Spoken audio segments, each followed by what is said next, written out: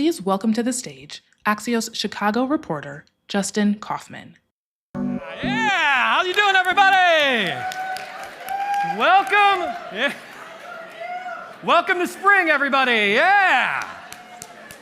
Thanks for coming. I'm Justin Kaufman from Axios Chicago. I hope you're all subscribers to the newsletter. I appreciate you being here. Obviously, we like to do events at night. Breakfast is good, too. And we're excited to have such a great crowd and such a great lineup of guests tonight, or today. See, I'm already in my mode of tonight. Breakfast events are new to me. I'm excited for all the guests that we have lined up. It's going to be a great program this morning. Thanks for coming out in this weather. Hopefully this is the last snow of the year. Everyone here from Chicago knows that. March or April, we get one. That's it. And we're out. Okay, so let's get into this. This is a part of our series called Zoom In. This is the second one that we're doing here for Axios. Very exciting. We did one in DC.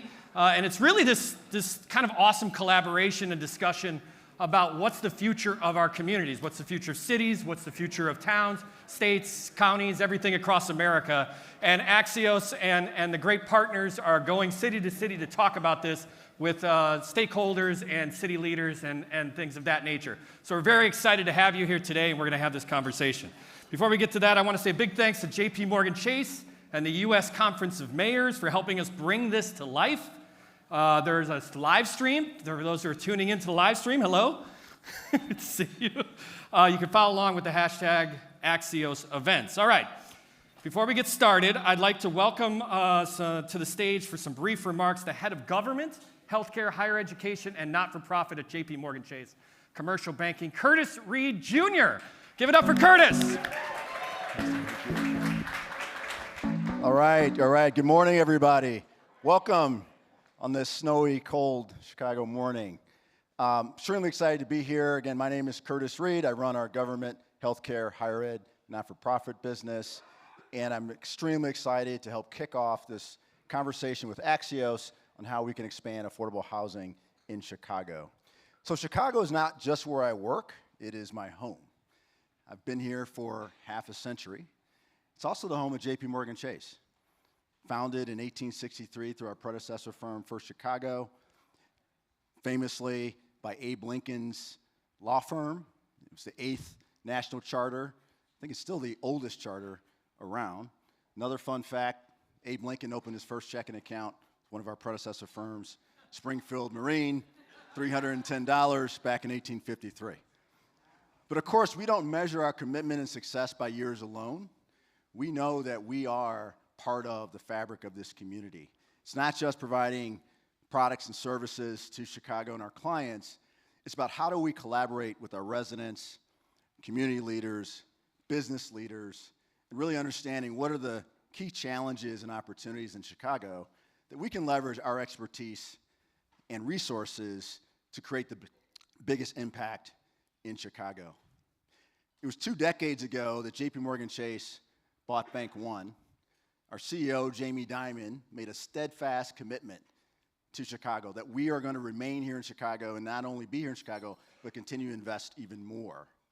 I'm proud to say, as we sit here today, 15,000 employees, one of the largest employers in the state of Illinois, 4 million consumer customers, 400,000 business customers, 270 branches.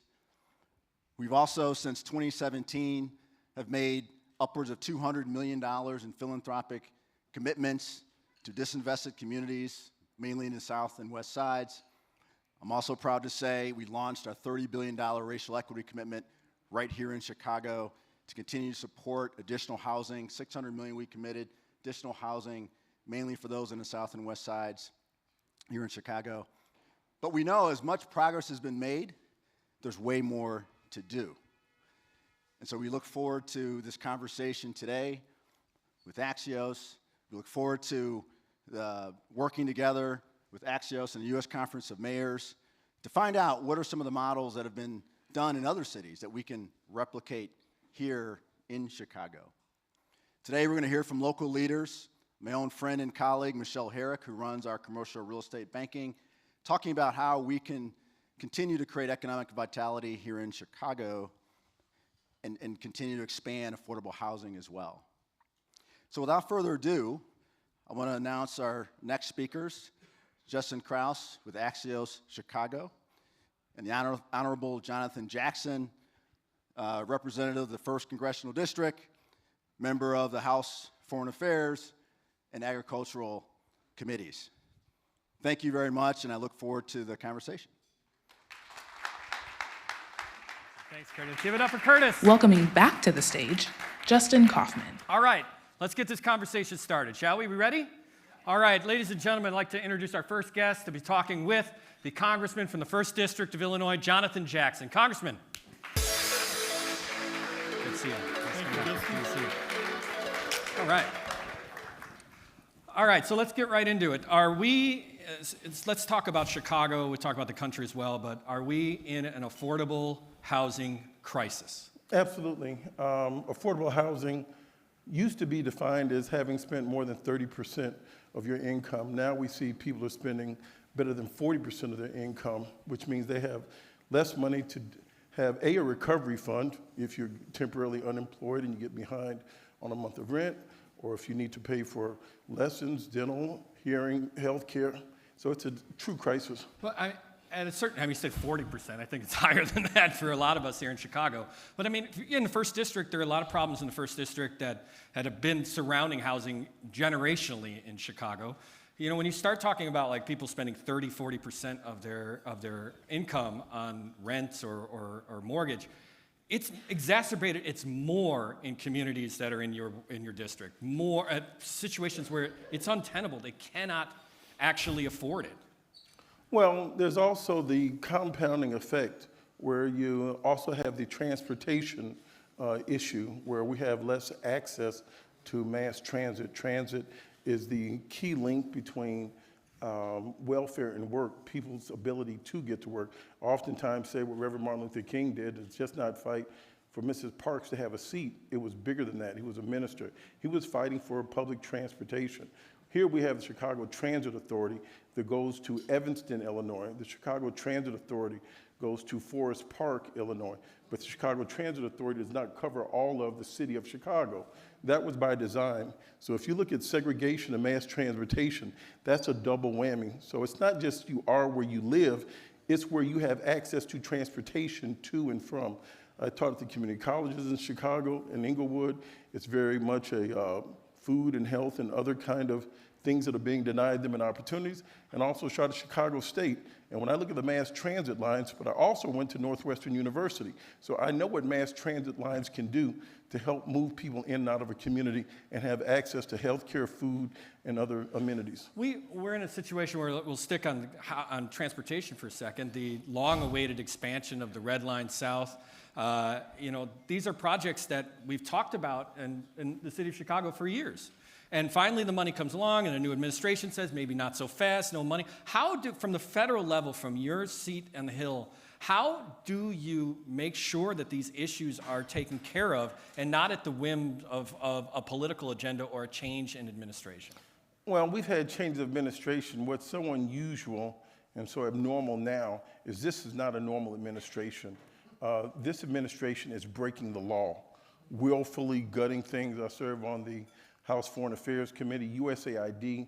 I will never say I'm starving again. We've all used that term lightly, but I will say that I want some food. I don't even try to say that I'm hungry, because once you've seen people with starvation in their eyes in the parts of the Sudan and parts of Kenya, once you've seen those persons in Haiti and the like, you don't say you're starving. When you see bloated bellies, bugs on eyes, and people that actually need the food, and when you see the USAID packages with the United States flag on it, with our name on it, and we're passing out food, malaria, HIV vaccinations, and to know that food is in a cage right now, the medicine is spoiling, people are starving, people are dying today as we speak. That's cruel. What's happening now in the United States in Washington, as President Trump gets ready to dismantle Department of Education today, you're going to starve it, and this isn't like a car where you can turn the key in the engine and take it out and restart it. Once these persons have lost their jobs with their very unique skills that have committed themselves to public service, in 30 days, 60 days, they have to move on to continue to find a new job. You can't rebuild that institution. I'm almost writing this off as the lost decade because of what he's doing in the first 60 days of this administration. He got in there on January 20th, it's March 20th, and he's running us into a recession and making us extremely isolated. I think, when you think about Congress right now, when we talk about, we can bring it back to affordable housing, is there a will in Congress to address this problem? Is there an understanding, both sides of the aisle, bipartisan, to say, listen, 30%, it used to be 30%, now it's 50%. People are hurting in every state, every community. This is not just a Chicago issue. Is there a will? Is there a desire? Is there any sort of motivation for Congress to do something to help people? No, not at all. So I was out with Congresswoman. Thank you very much, everybody. I was out with Congresswoman Maxine Waters. She's the ranking member on the financial services. We had a demonstrations outside of the CFPB for the Consumer Financial Protection Board.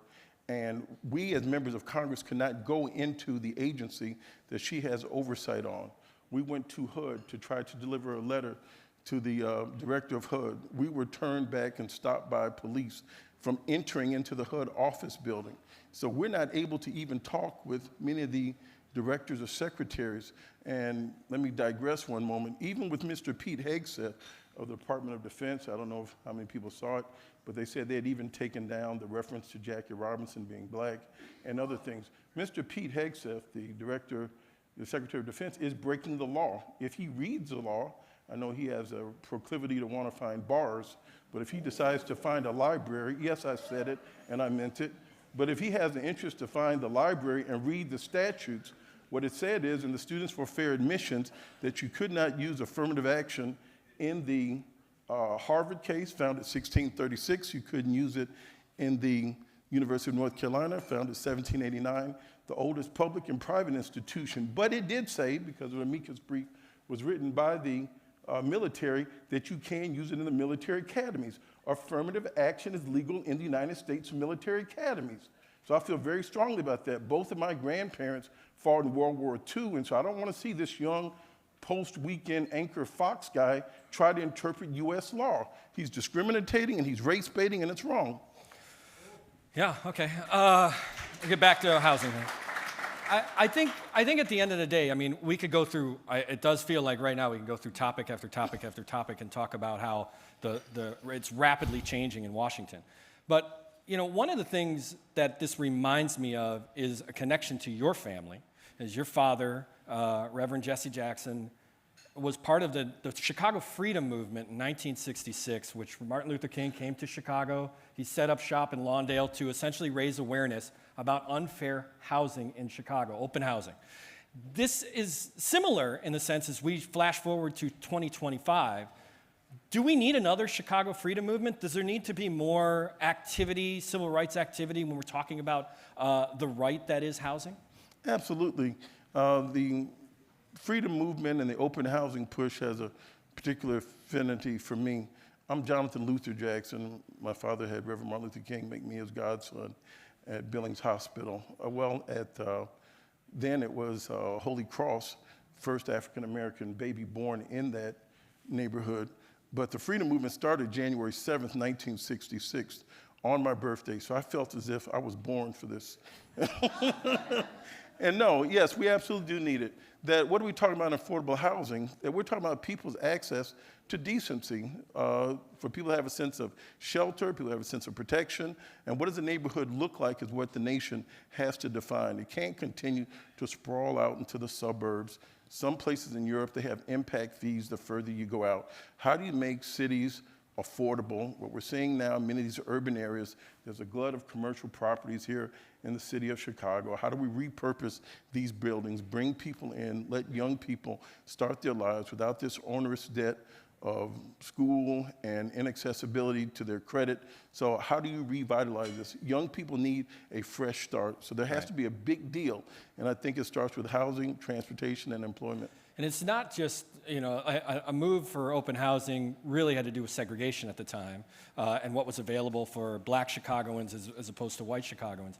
In this case, it's similar in the way that we're seeing a lot of class struggle, where a lot of people who consider themselves to be middle class are now priced out of neighborhoods. They're not able to. And you find yourself the border going west or south or north gets you, you're absolutely right, outside of city limits. The city is doing things about that, but if you talk about the first district, I mean, there's always these plans of land trusts or dealing with abandoned properties or trying to bring back public housing, you know, through the CHA or through HUD. What are some of the things that you think Chicago should be doing, the state of Illinois, or the country should be doing to try to invest in housing? Well, first of all, there's a lot of regulatory burden that should be addressed on some of the housing. Sometimes there's cast iron pipes that are used in one neighborhood that people using polyvinyl chloride in another. So there's some materials that can bring down some of the costs. When the properties are abandoned, the city makes no revenue. So a way to speed up the transfer of those deeds to single family, multifamily housing where investors can also put property back on the market. The cost of housing is going up. So I think that's a twofold question that you have to answer, one of which is being able to have affordable housing. The second part is being able to afford your housing. So it's not going to get cheaper to have housing.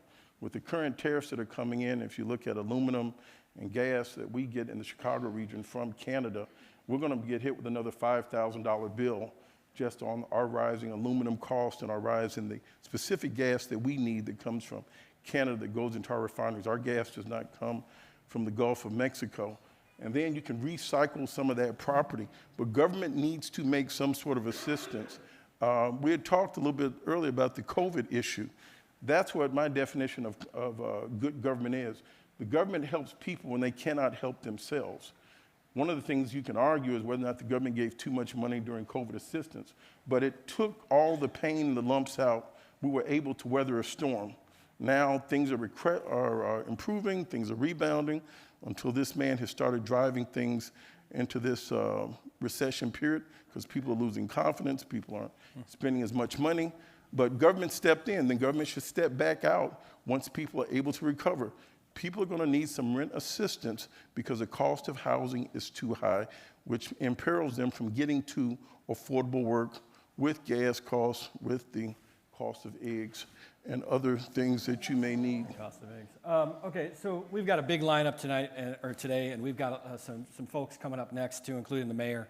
But my last question for you off topic, you threw your hat in to be the chair of the DNC, the Yes. Democratic National Committee. Didn't work out, but where are the Democrats at right now? Because the polling is down.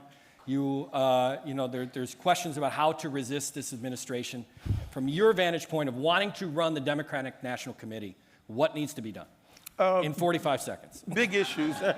I was at the inauguration on January 20th, January 27th, along with my colleague, Congressman Cleo Fields. We created the Congressional Diversity, Equity, and Inclusion Caucus.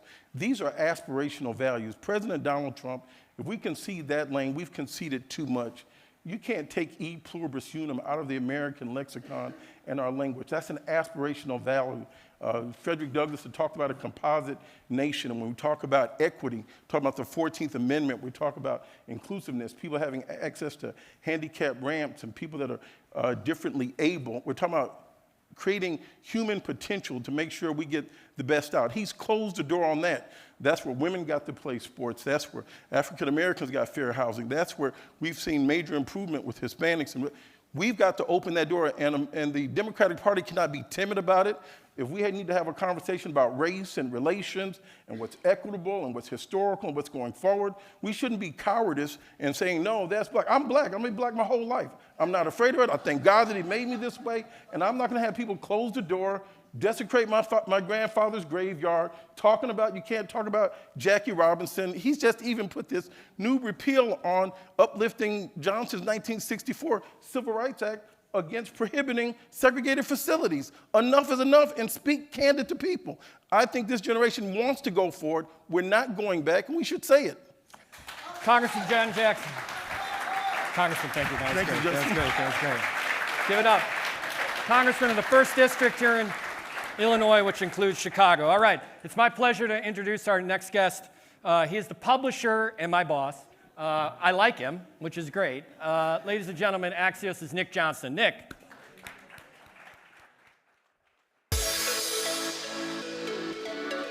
Thanks for the nice word. Good Good morning, everyone. I'm Nicholas Johnson, the publisher of Axios. Thanks so much for joining us this morning, I guess on a beautiful first day of spring in Chicago, playing very much to type here. We're very grateful for all of you coming out to join us, especially those of you who are subscribing to the awesome Axios Chicago newsletter. If you're not a subscriber, please sign up. It's one of our best. So we're grateful for your support.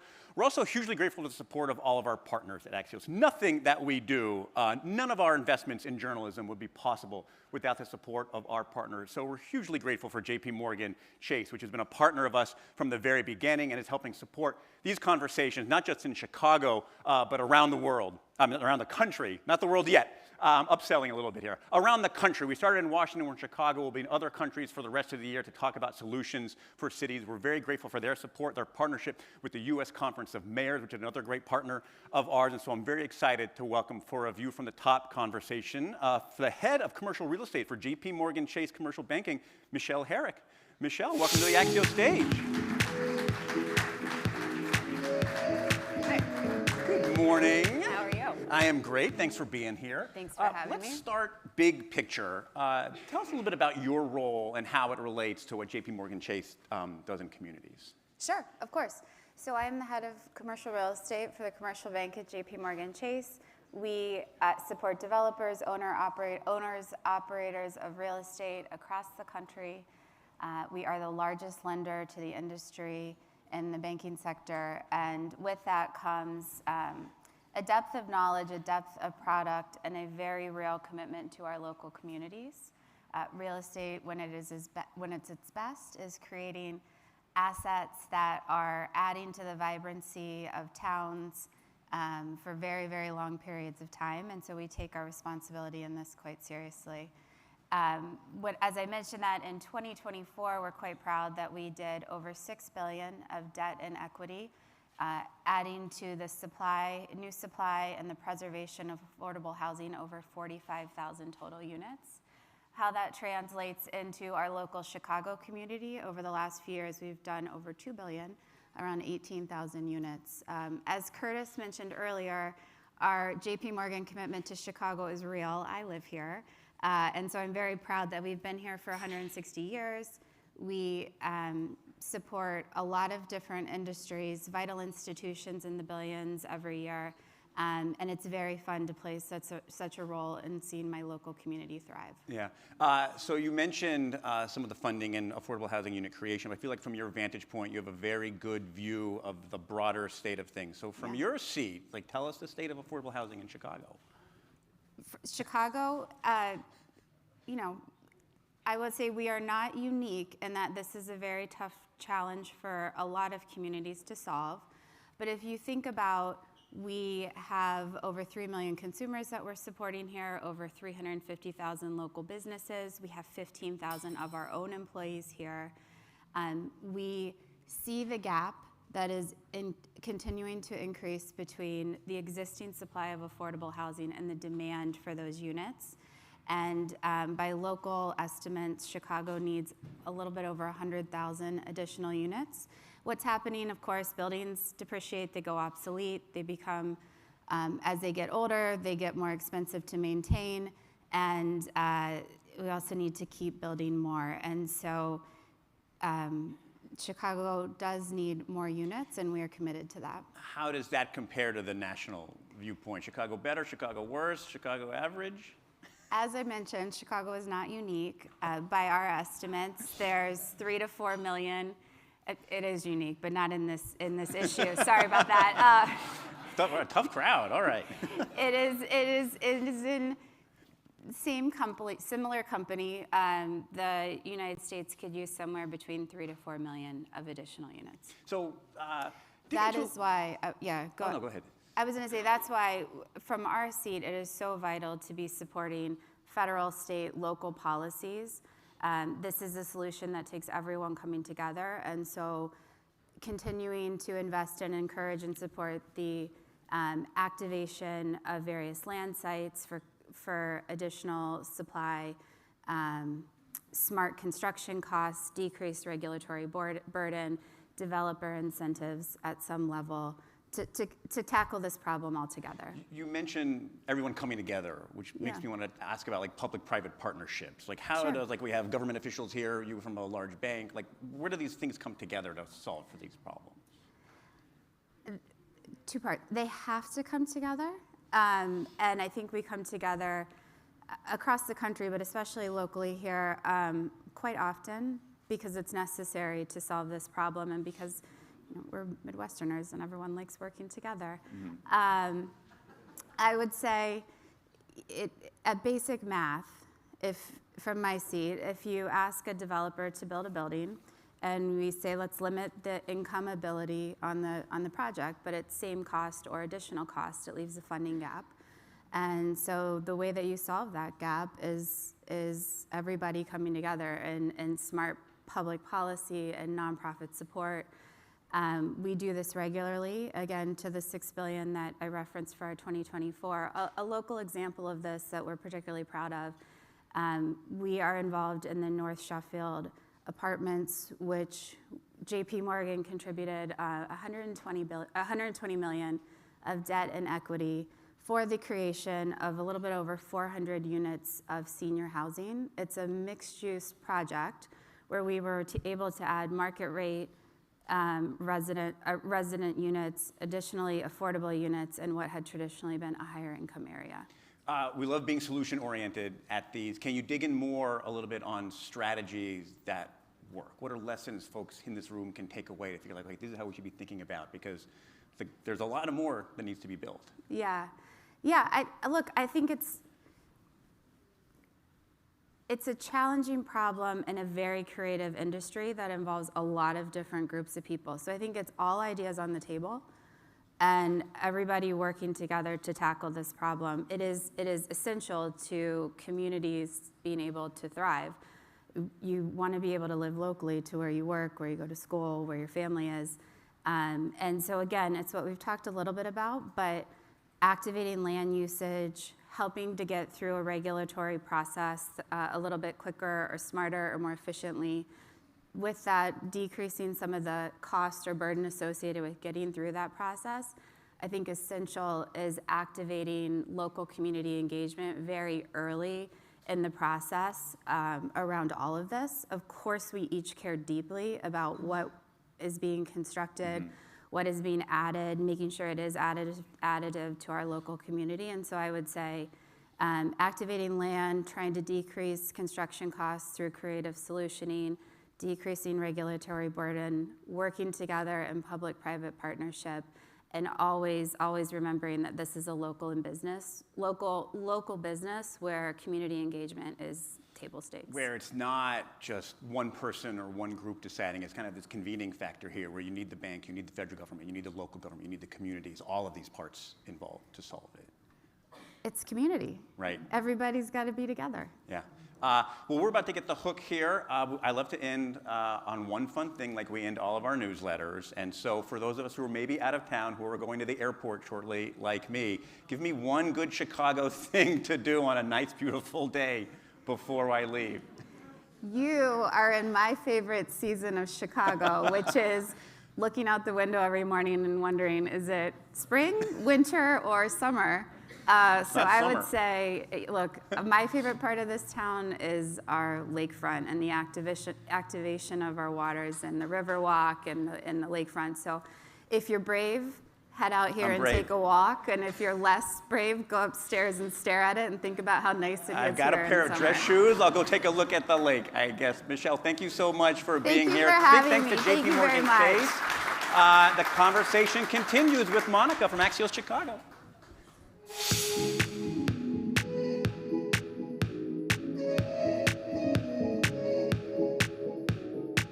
Please give it up for Axios Chicago reporter, Monica Eng.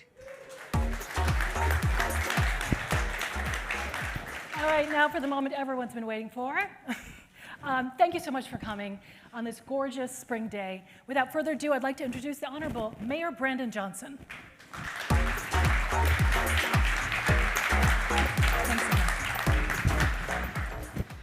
All right, so let's get this party started. Well, first, I'd like to note that we could talk about housing and housing issues for 2 hours. We're going to focus this one right on affordable housing. You know, the unhoused issue is a huge one. But on affordable housing, as we've heard, we're short about 120,000 units. What are the biggest opportunities and challenges for meeting that challenge and shrinking that number down? Well, thank you for that question, and good morning to everyone. Let me just say this right now, the city of Chicago, we are conservatively sitting at about 2.7 million, almost 208 million people. We can get, believe it or not, about another 400,000 people in the city of Chicago. I know it doesn't feel like that when you're driving, particularly trying to get somewhere in the morning. Rush hour? Right, but we do have room, and that is my top priority, is to repopulate the city of Chicago with working people. So two of the things that I'm very excited about is that we put forth a $1.25 billion bond investment for economic development, workforce development, half of which will go to that. The other half will go to building more affordable housing. That's how committed I am to this effort. It's the largest investment in the history of Chicago, so we're taking this seriously. The second thing that we're doing, and we heard from your last panelist, is that we are eliminating the barriers that have stalled or have impeded the ability for us to build affordable homes. The red tape in government is not just arduous, it is painful, and it costs us time and money. We have found conservatively 100 opportunities where we can expedite the process. As a result of that, since 2023, since I've been in office, almost 4,000 affordable units that we have built, 1,800 are under construction, 4,600 in the pipeline now within the next 18 months. So I'm moving with some expediency.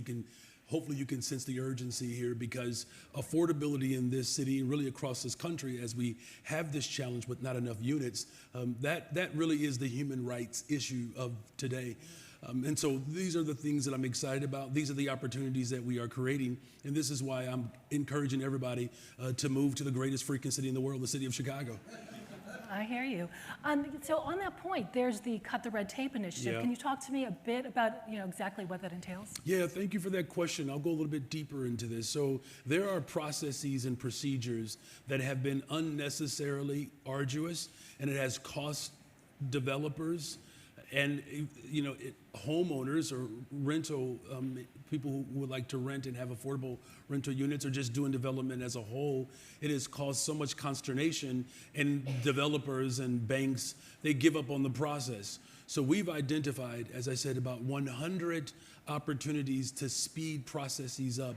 Everything from building permits to that will actually help us move with some expediency. We're excited about a brand new project on the southeast side of Chicago, Psi Quantum, which we know that entire campus is going to attract more development. We're going to need more affordable homes there. We have expedited that process. And what the responsibility that government has in this moment, there are things that I will do through executive order to move the processes from, for instance, things that have taken 9 months, we can bring it down to 6 months or 3 months. We also need support from the city council to be able to pass policy that will allow those opportunities to come into fruition. But again, we're already seeing the benefit of the Cut the Tape initiative by being able to move many of the projects that I will speak more about, move those projects through the process a lot faster. Okay, the Tribune recently reported on the 5th City Common development in East Garfield Park, saying that per unit it was about $884,000 to build. And then they pointed to another one where it was down the street where it was $150,000 per unit. What were they getting wrong in that analogy, in saying it just costs too much to build? I mean, why?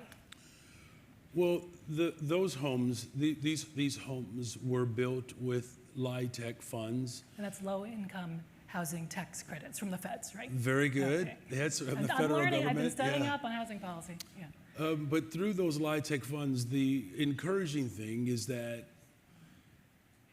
these units will be affordable, and we have locked in affordability for the next 30 years.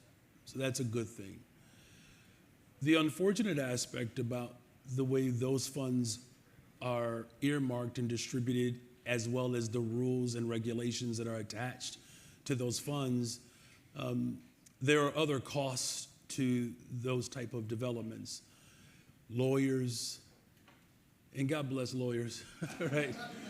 Syndicators, right? These individuals and these companies that manage the investment.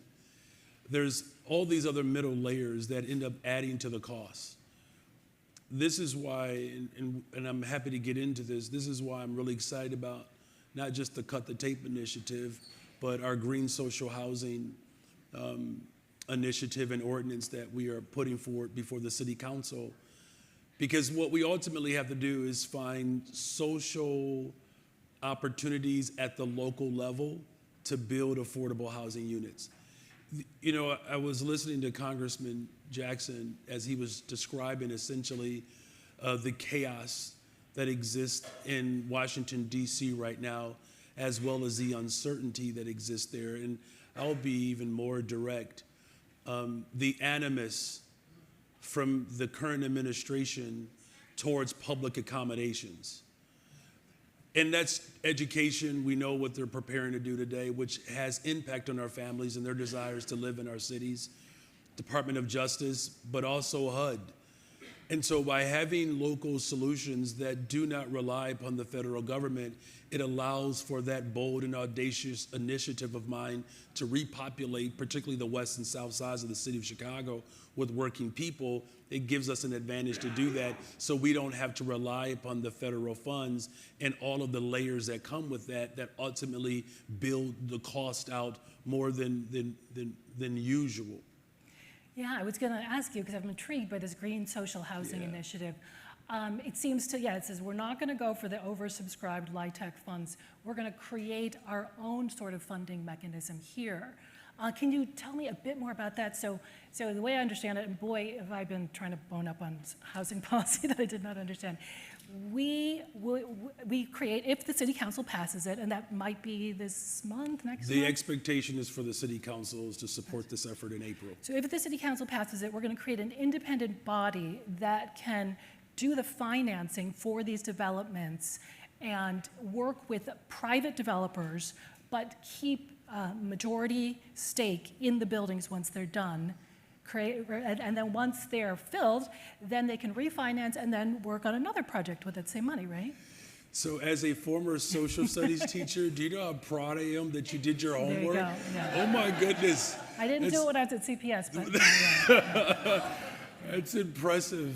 Well, let me just say that I'm really excited about the green social housing ordinance that we're putting forward. It would be a $135 million fund to create this revolving loan so that we can continue to build more affordable units. It would be the largest investment in the country. I just want to make it emphatically clear that in the city of Chicago, there's only one way in which we know how to do things. We do it big. And this is critical because the lifeblood of our communities have to remain in the hands of working people. The challenge that we have in our society right now is that all of our policies favor private equity and banks, big-time investors. And look, we know it takes all of us to participate in building an economy that works for everyone. We're just saying that we have to have an equitable distribution in order to ensure that working people's priorities are secure. Because let's just be honest here, when it comes to the capitalistic society that we're all assigned to, the bottom line becomes the focus. And we're saying that we don't have to put profit over people. We could center a fund that is publicly controlled and builds permanent affordable housing. Okay, I'm gonna sit up because this is where I get really excited. Is that creating this structure that the public would essentially own and dictate and control. I forgot to mention 1/3 would be permanently affordable, the rest market rate that helps subsidize that. Yeah. Exactly, so now the subsidy is being maintained by the individuals who are in a stronger economic state to help sustain working people. That is the type of shared interest that this does, as well as, again, it reduces our reliance upon the fickleness and sometimes the stinginess that comes from the federal government. Now, look, here's why we're excited. We know in Montgomery County that they have moved in this direction. That's outside DC. That's outside of DC. And as the lifeblood and as the soul of America, the Midwest, inner city of Chicago, creating this revolving fund, making sure that public has dictation and access and leadership, while making sure that there is a permanent, sustainable cost savings, not just fund, but space for working people. That is how not only do we build, this is how we also rely upon our local innovation and ingenuity, and this is how we also make sure that the public space remains front and center, because if we just simply rely upon the market to dictate and determine affordable housing, well, you see what we're experiencing right now. It just doesn't work. For sure. I'll sit back now. Sure. So that's the social part of it. Tell me about the green part. Why was it important? The Montgomery County part is definitely like that, but we added green. Why? Yeah. So look, the green economy is the economy of the future, right? Not under this administration in DC. No, you're absolutely right to call out this administration and its inability to recognize truth. For whatever reason, it's just this administration can't figure out truth nor humanity. But the evolution of our democracy cannot be disrupted because of one person. And the reason why we're focusing in on green is because, again, our economy is naturally moving towards more energy efficient, cost saving measures that protect working people, and we create jobs as a result of it. And so I can tell you, and I hate to bring this up again because it is kind of old news, but there were people who were making a big deal about my family because we were on a payment plan for our water bill. And there were folks in the mass space that were trying to make a mockery out of the fact that affording utilities in Chicago or anywhere else, that is a working person, poor person's challenge. It's a challenge that I've had my entire life. I know what it's like to have my orange extension cord from our window to our neighbor's window just to make sure that the fan or the refrigerator was still working.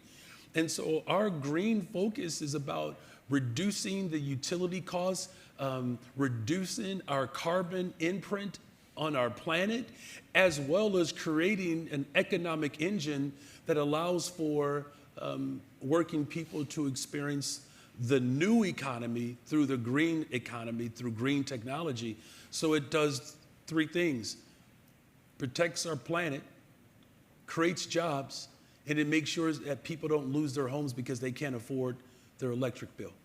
So the investment or their gas bill. So the investment on the front end will be saving money and saving carbon emissions on the other end, and hopefully the federal credits for that will remain in place.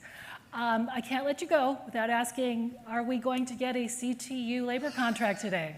Who's asking that? No one's even talking about that. No one's holding afternoon press conferences. Let me just say, as a former public school teacher, I know exactly what our teachers need and what they're going through, especially our elementary teachers, needing that preparation time so that as students come back into their classrooms, that everybody's refreshed.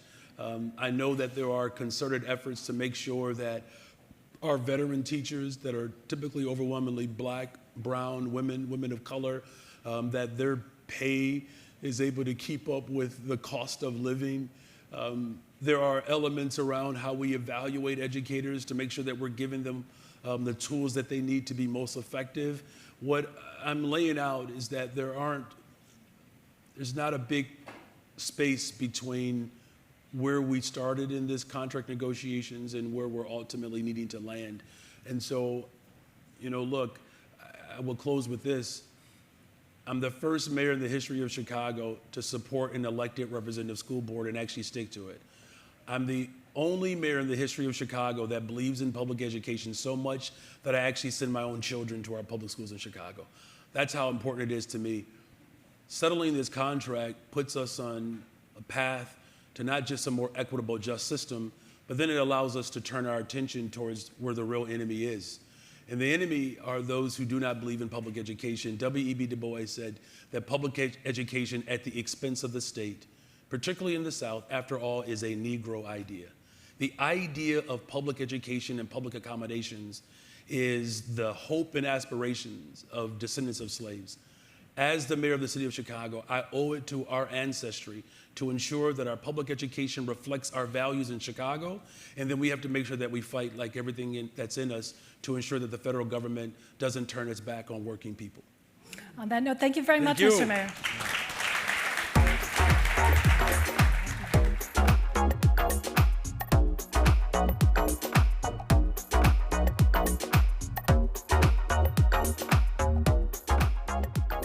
Please welcome to the stage Axios Chicago reporter, Carrie Shepard. Good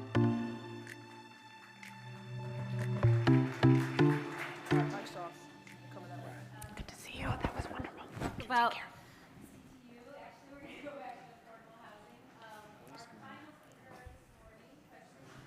Yeah, I know.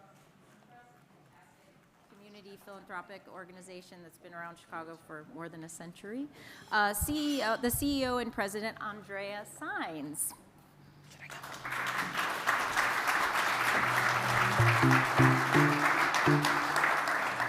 Good morning. Thank you. Oh, should I do that all again? Did no one hear that?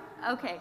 Andrea, thank you. Welcome. Thank you for being with us. And I don't think to this audience we probably have to explain who the Chicago Community Trust is. It's a very well-known foundation. But the trust has been focused, particularly in the last few years, especially on the wealth gap in Chicago and around Cook County. Explain the connection between home ownership and access to wealth. Good question. Hi, everybody. I think most of you know, if you're at this event because you care about housing, that homes and the equity that you can build over time in your home is the single biggest contributor to family wealth across the United States. That is particularly true in communities of color, who tend to have less access to a more diversified portfolio of wealth building tools and strategies like retirement funds and investment funds and things like that.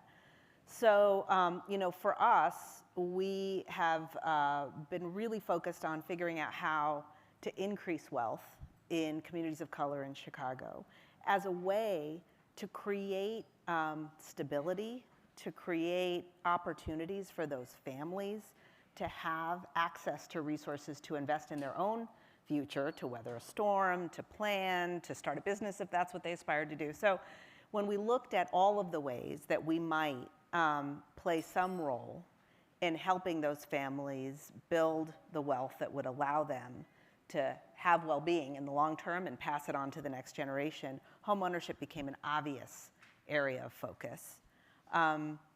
The issues, though, and I know we're going to get into them a bit, that we see today are, in 1968, when the Fair Housing Act passed, the rates of home ownership in this country for Black Americans were pretty close to what they still are today. So although there have been many attempts at addressing these issues, we realized we need fresh eyes, fresh energy, fresh ideas brought to bear if we're really going to make a difference here in Chicago. Stay there, those systemic barriers, right? It's maybe not, it's kind of a modern day redlining, right? But what are some of those barriers that keeps that Black home ownership down? So there's a bit of a vicious cycle issue, right? So if you don't have assets, hard to get a loan. If you don't have the kind of income that allows you to put money away on top of your expenses, hard to save up for a down payment. If you don't have wealth in your family that you can access for down payment help from your parents, siblings, et cetera, hard to pull that together. So there's still essentially an income and sort of access to capital gap that is both a cause of and the effect of the persistent wealth gap in our communities.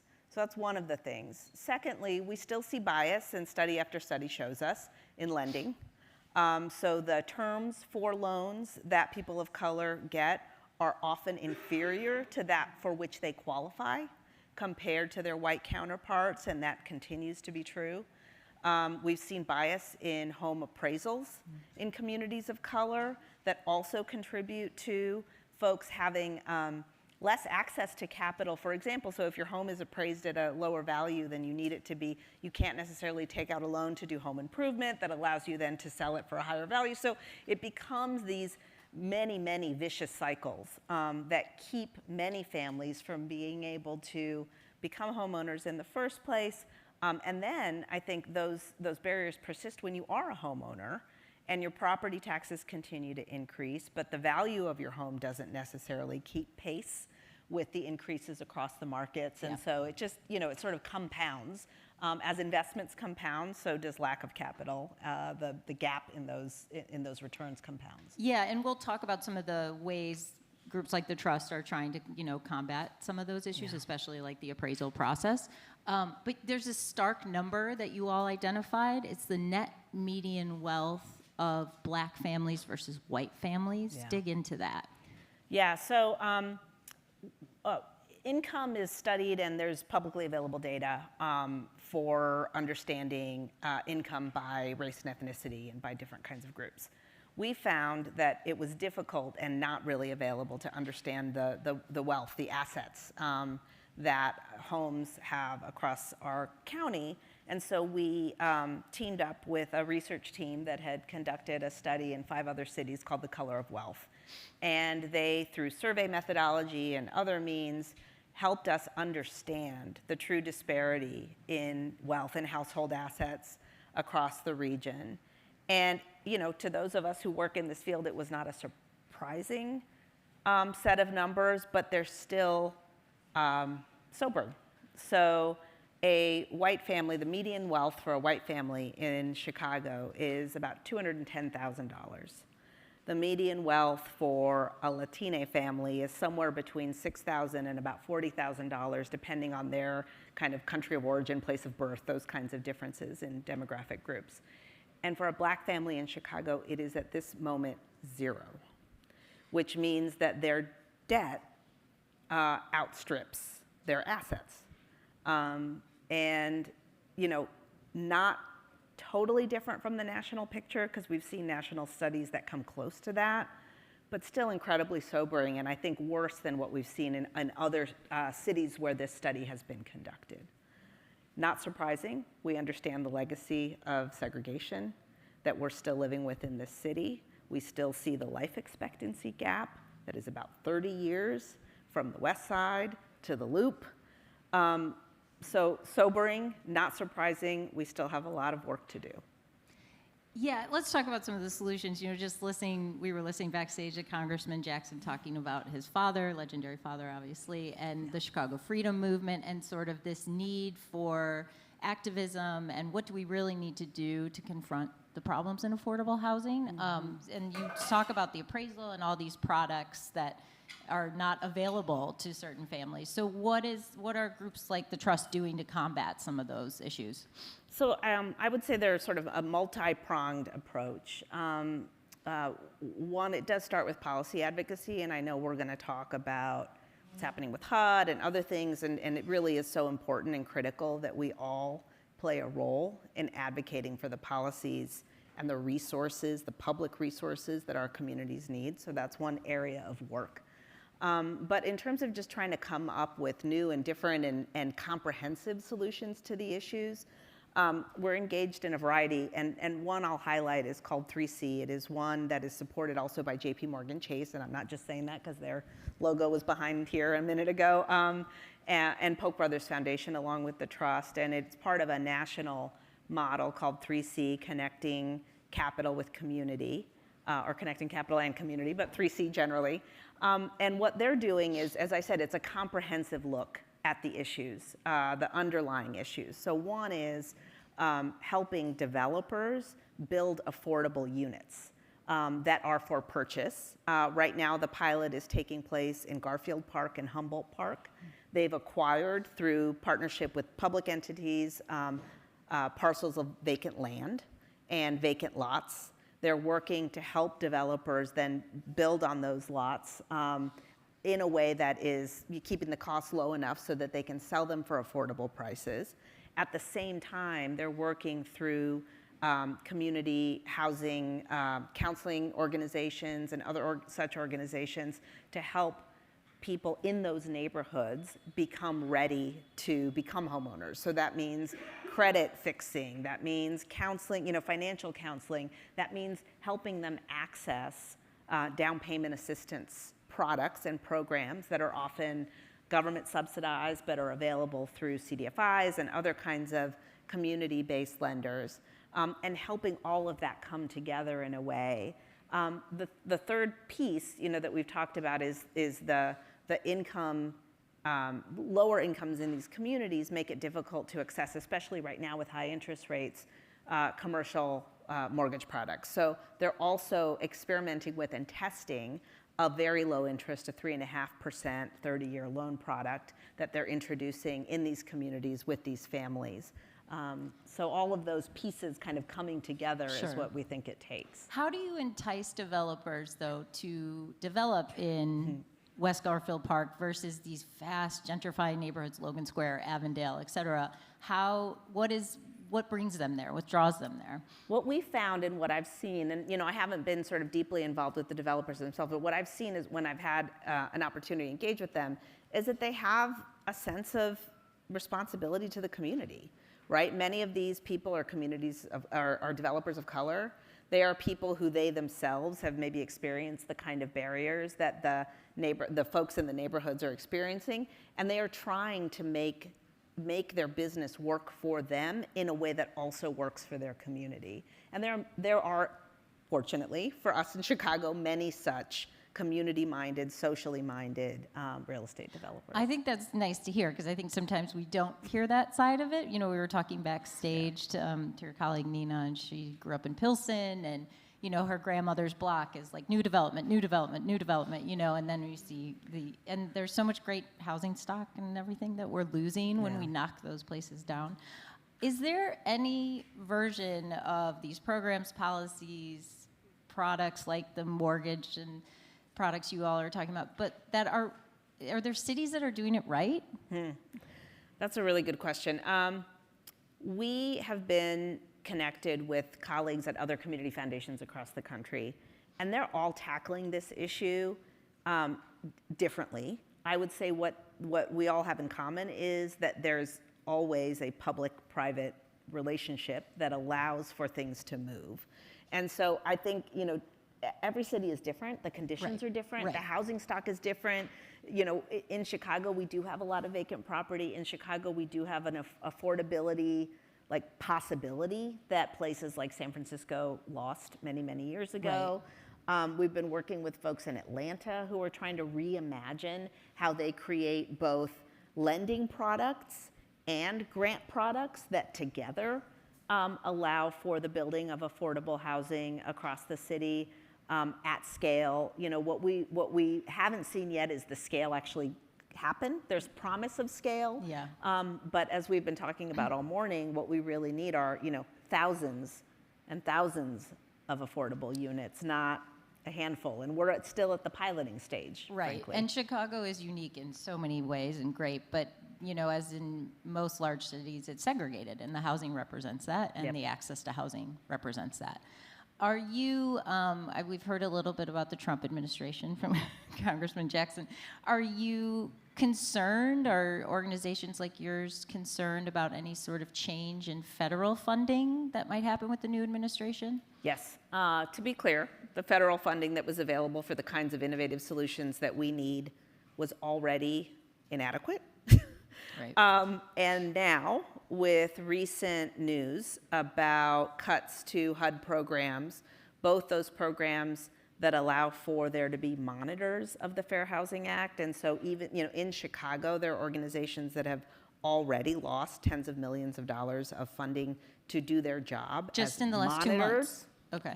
As monitors of fair housing practices, right? And then there are the subsidies, the federal subsidies that developers rely on that are also being cut. And this is just 2 months in. So are we concerned? Yes. What's the recourse? What is the recourse? So yeah, great question. So a couple things come to mind. One, because federal policy was already not meeting the need and meeting the day, there has been this focus on local solutions, and I think that's the right place for us to focus for the next several years anyway, right? Both local and state solutions to these issues. Second, the recourse is advocacy. I mean, there's really no other way, is to not give up on these things. Just because they've been taken doesn't mean they can't come back. And the only way they'll come back is if we exercise our, civic duty and push for things that we know our communities need.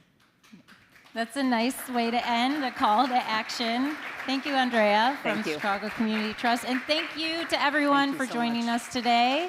If you are not already subscribed to Axios Chicago, please do. You can go to axios.com/Chicago, I think. But thank you all for joining us today. This is fantastic. Thank you. Thank you.